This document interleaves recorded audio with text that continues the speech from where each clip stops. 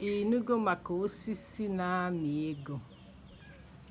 Osisi na-amị ego bụ ukwu nkwụ. Ukwu nkwụ bụ osisi na-amị ego. Ị ma ihe mere eji sị na ukwu nkwụ maọbụ ukwu akwụ bụ osisi na-amị ego? Ọ na-ahụla ya na gasịkwa ya. Ukwu nkwụ ka bụ ukwu akị bekee maọbụ akị oyibo. Live and direct from the village. Osisi na-amị ego bụ gịnị? Ukwu akwụ maọbụ ukwu nkwụ. Ndeewo gị onye ọma njem ọnụ. Learn Igbo language with Adigbo. Ama m na ịhụgo ukwu osisi a na-ekwu bụ osisi na-amị ego. Ihe eji akpụ ya osisi na-amị ego bụ na ihe niile dị n'arụ ya bụ ego. Site na mkpụrụ ọ na-amị bụ akwụ. Eji mkpụrụ akwụ eme mmanụ. A na-emepụta mmanụ na mkpụrụ akwụ. A na-emepụtakwa mmanụ akị na akị ma emechaa mmanụ ya, nke oyibo na-akpọ palm kernel oil. Palm kernel oil a eji eme ihe dị iche iche. Eji ya eme ude, ma nke a na-ete n'arụ, ma nke a na-ete n'isi. Ọ mara mma. Ọ bụrụ na ị gụọ maka palm kernel oil, ị ga-achọpụta na uru ọ bara buru ibu. Dịka nwa afọ Igbo, osisi a na-akpọ ukwu nkwụ maọbụ ukwu akwụ bụ ezigbo osisi bara uru. Ịpụta ijikwa mmanụ esi ofe. Ejikwa, ọ bụrụ na ị chọrọ ime ya mmanụ, ị ga-asụ ya asụ, sie ofe akwụ nke eji rice eri, dịka n'ụdị stew.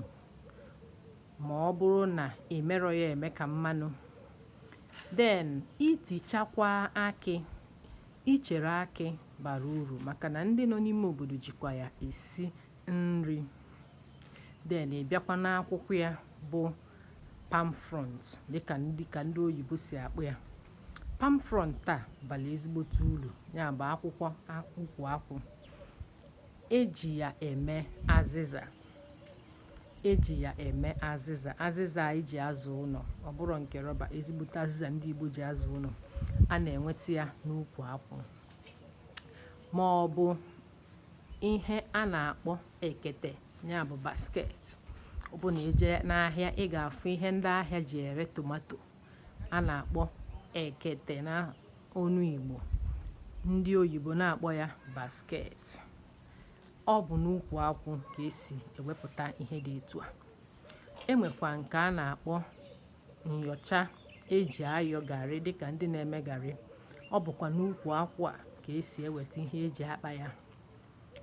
Ọ bụrụkwa na ịnwochacha akwụ, dịka na igbuo isi akwụ daa, ịnwochapụcha isi akwụ, ị ga-afụ na isi akwụ ahụ eji ya emeso ọkụ, dịka ndị na-esi nri na nkụ.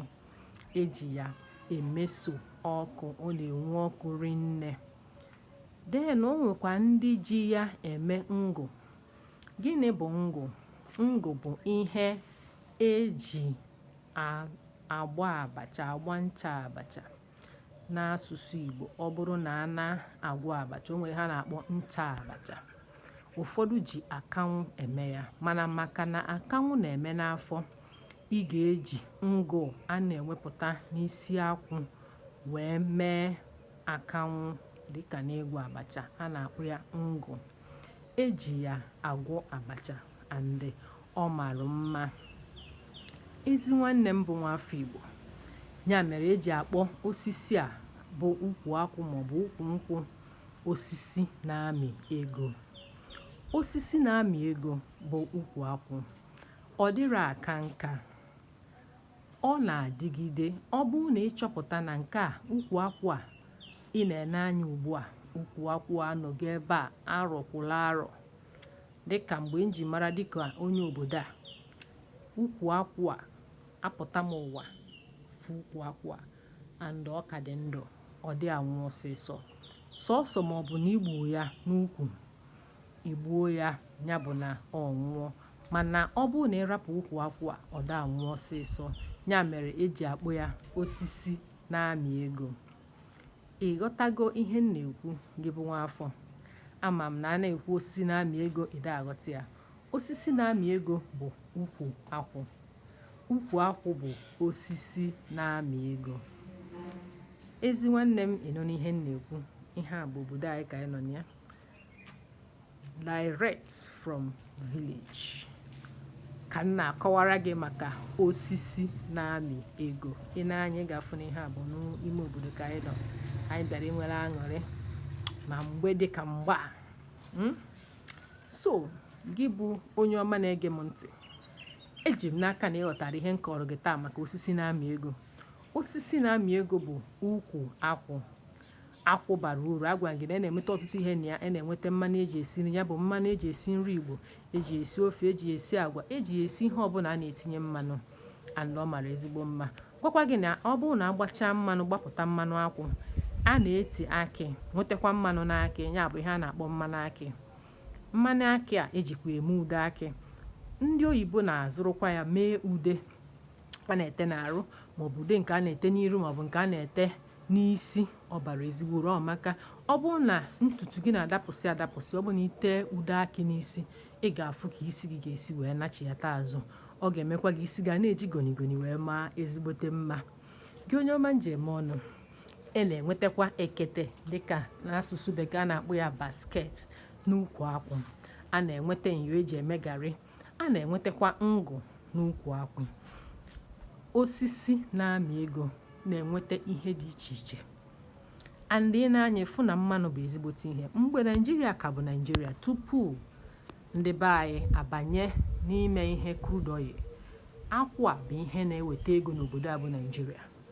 Ya bụ na ndị be anyị wee chefuzie mmanụ akị wee banyezie na mmanụ crude, meziri Naijiria ji gbakọta ya azụ. Ọ dịzị aka na ya mara na ihe a bụ osisi miburu Naijiria ego. Mgbe ego Naijiria nwere ugwu baa ụlọ bụ mgbe Naijiria na-export maọbụ na-ebupụ mmanụ akị n'obodo mba ndị ofesi dị iche iche, and na mmanụ akị ha na-ama mma.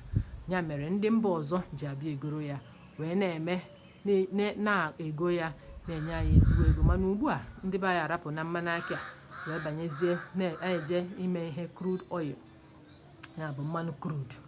So ụmụnne m, daalụ maka ige ntị. Ị na-anya ịfụ na ụmụ nnụnụ na-enwe aṅụrị n'ukwu osisi na-ebe. Ama m na ị na-anụ ụsụ ha, ị na-enwekwa aṅụrị. Ma ọ bụ na ama m na ote gị jedebe obodo gị, gị soro m wee nwee aṅụrị n'obodo m, dịka m na-egosi gị mmanụ osisi na-amị ego bụ ukwu akwụ amịpụta mmanụ. Daalụ gị onye ọma njem ọnụ. Kaba ahụ gosi enyi gị maọbụ nwanne gị ihe onyonyo a ka ọ mata ihe bụ osisi na-amị ego. Ihe bụ osisi na-amị ego bụ ukwu akwụ maọbụ ukwu nkwụ dịka ndị be anyị si akpọ ya. Ka emesịa.